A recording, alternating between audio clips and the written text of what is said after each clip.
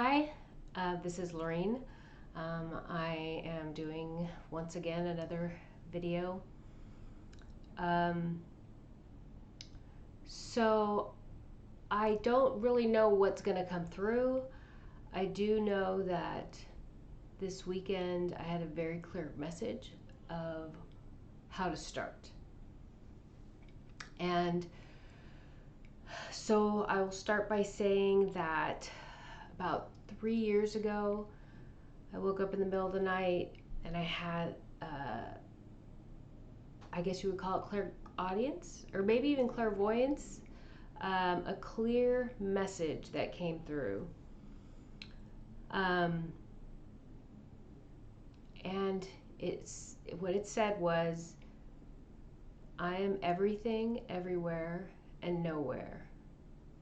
I permeate all things, unified always, never apart.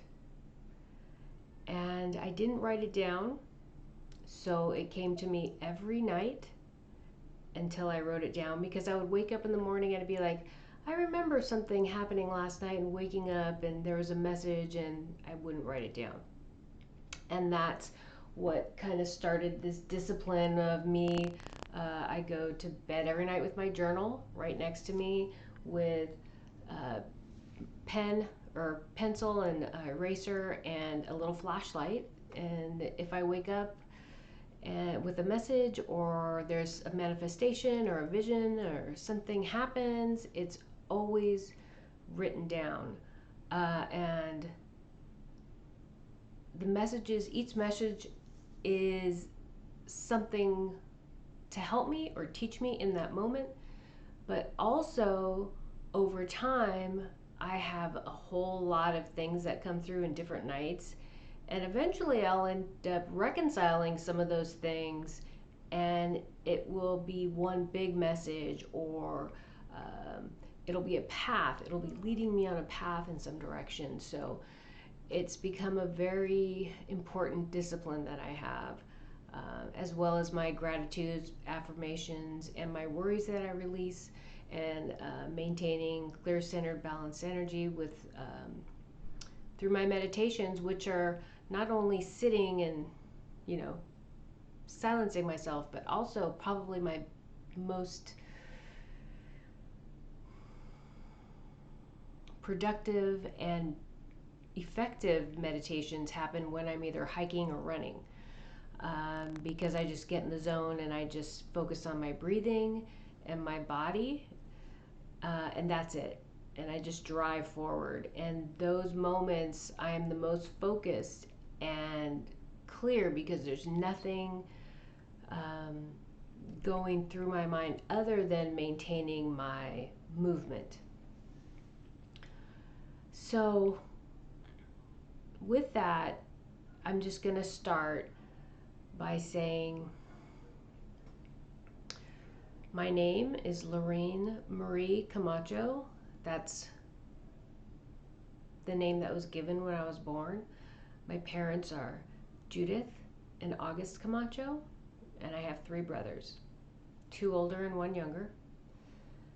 But what I know now and what I've learned from birth through my grandmother and through this massive spiritual awakening that I've had, I know, mind, body, and spirit, in every fiber of my being, that this person, Lorraine Marie Camacho, the soul that she carries within her, the consciousness that she is now completely aware of, is everything, everywhere, and nowhere.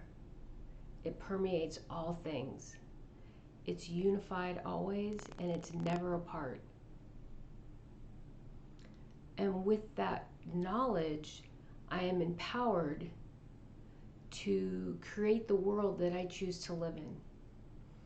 And I do that every day in my actions. I do that in how I treat people and how I communicate. And sometimes those communications are very honest, and that's difficult for people to accept or to reconcile, because I think we've been conditioned to speak to people in a way that doesn't ruffle their feathers or offend them or hurt their feelings, but sometimes the truth is not what people want to hear. So it upsets them, it ruffles their feathers, it may hurt their feelings, and it's not always what you're saying, but it's how you're saying it. But it always has to be truthful, it always has to be sincere, and that's what I do. And if people are not open to that, then they often just fall away. They leave my life, and that's okay with it. I'm okay with that because I prefer to be honest and know where, and so people know where I stand, and I prefer to have people who are honest in my life so I know where they stand. And it's a very important part of interrelationships, interactions, any type, whether they're friendships, family, romantic, marriage, it's very important to be open and honest and let people know where you're coming from and be sincere in those communications. Honesty is not meant to hurt, insult, belittle, or marginalize anybody.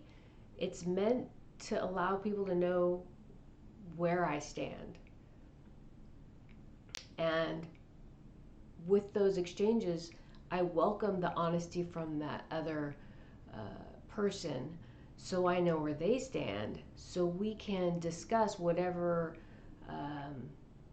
is being discussed, and there can be a meeting of the minds or just a respectful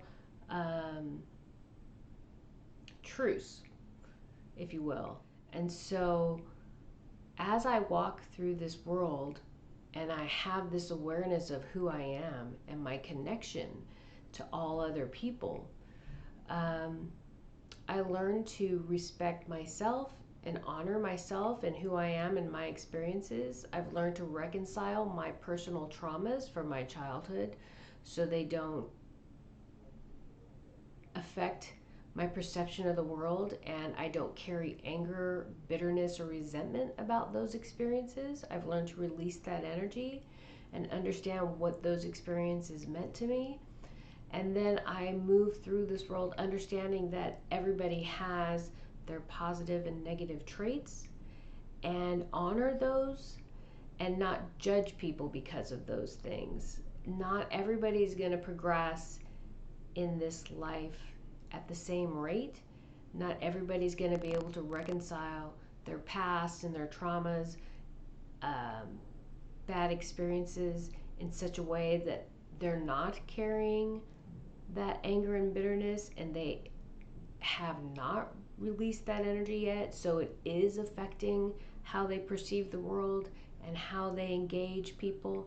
And that's okay, because we have to move forward at our own pace, our own rate. It's so important to honor who you are and your path,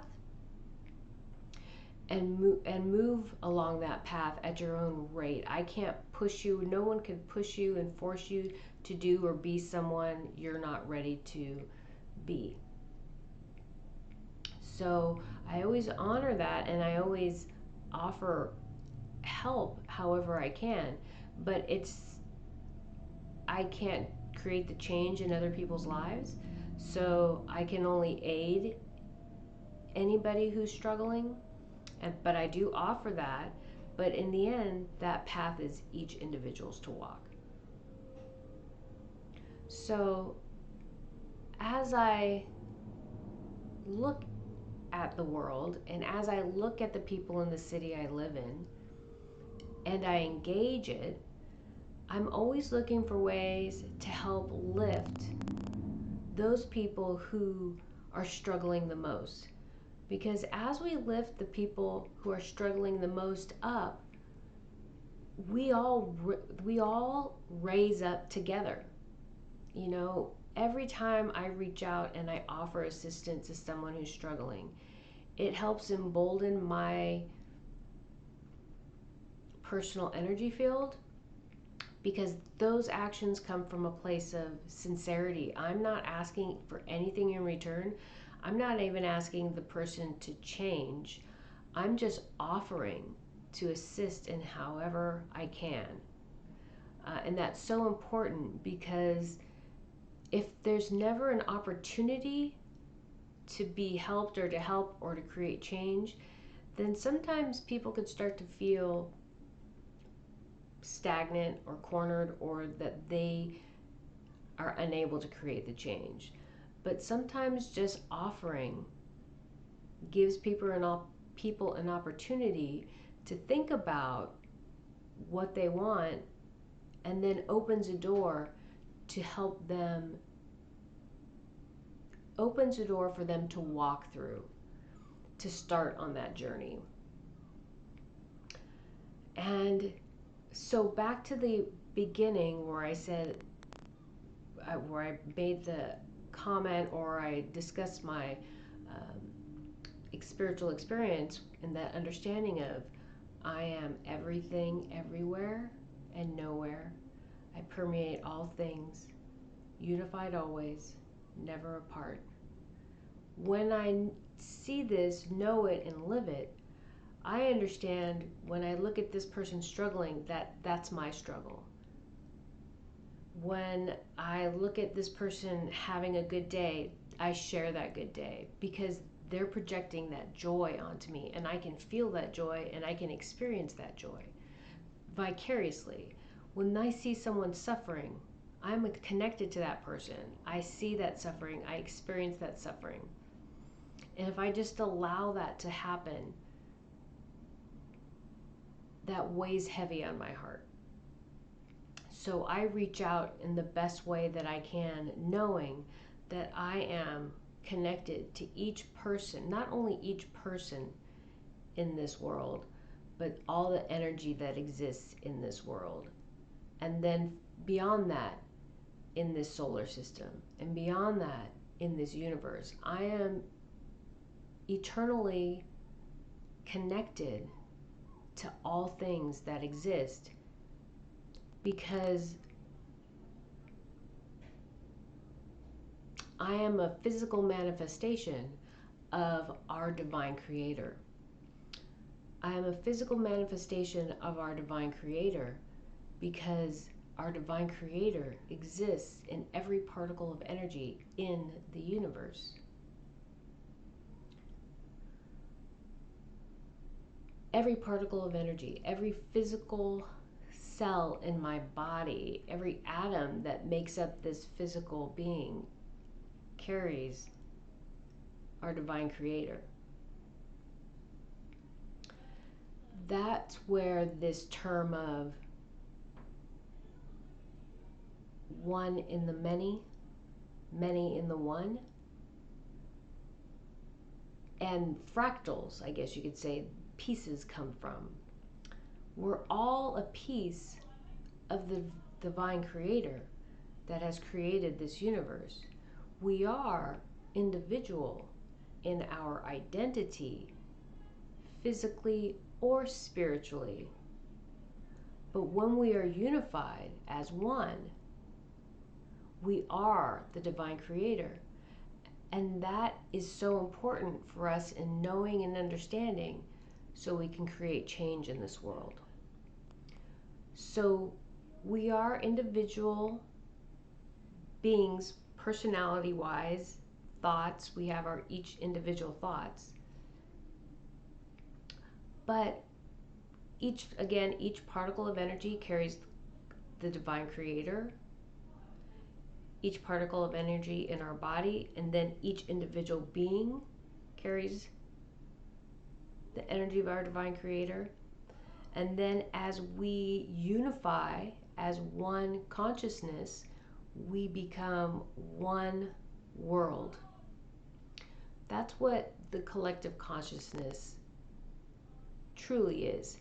It's a melding or a unification of all consciousness on this world.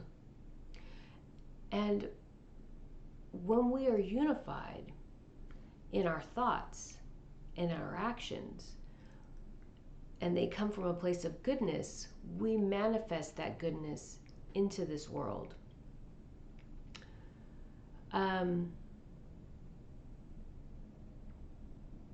so I would encourage people to watch Bruce Lipton's Inner Evolution on Gaia. He discusses this and how the waves of thought, one wave of thought merged with another wave of thought on the same wavelength.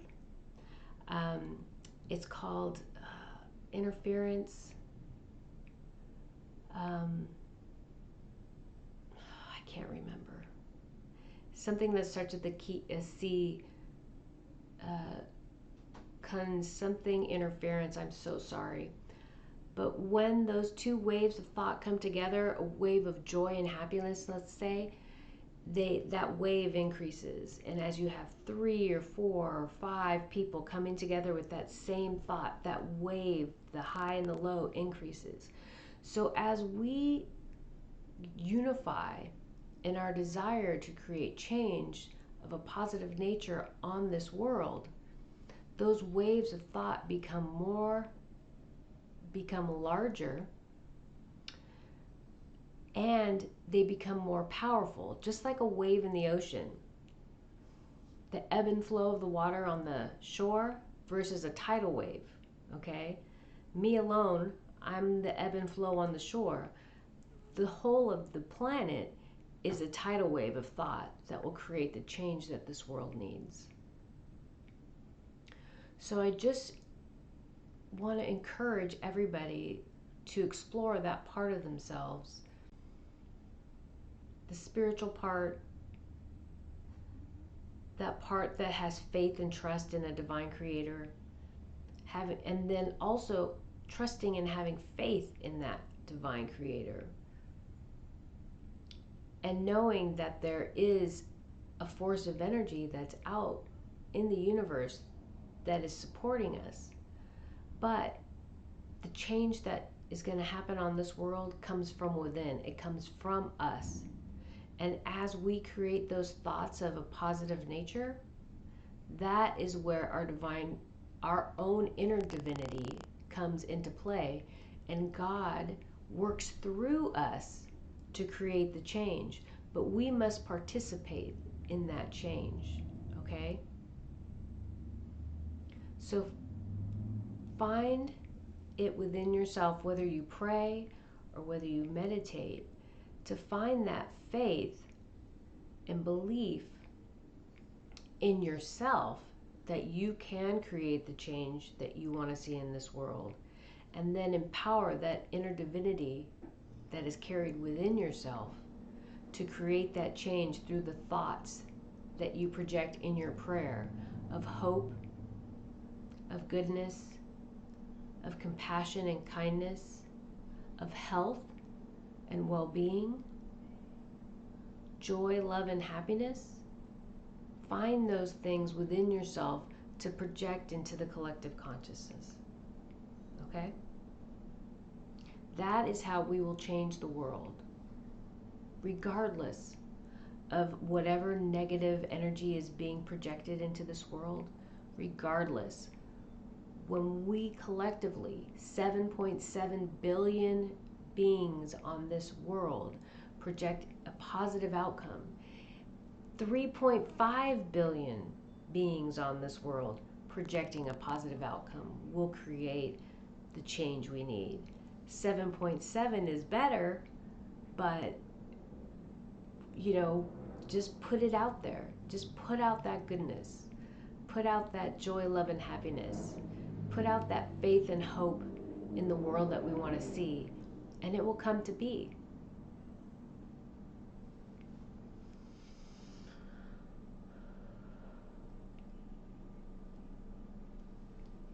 Thank you.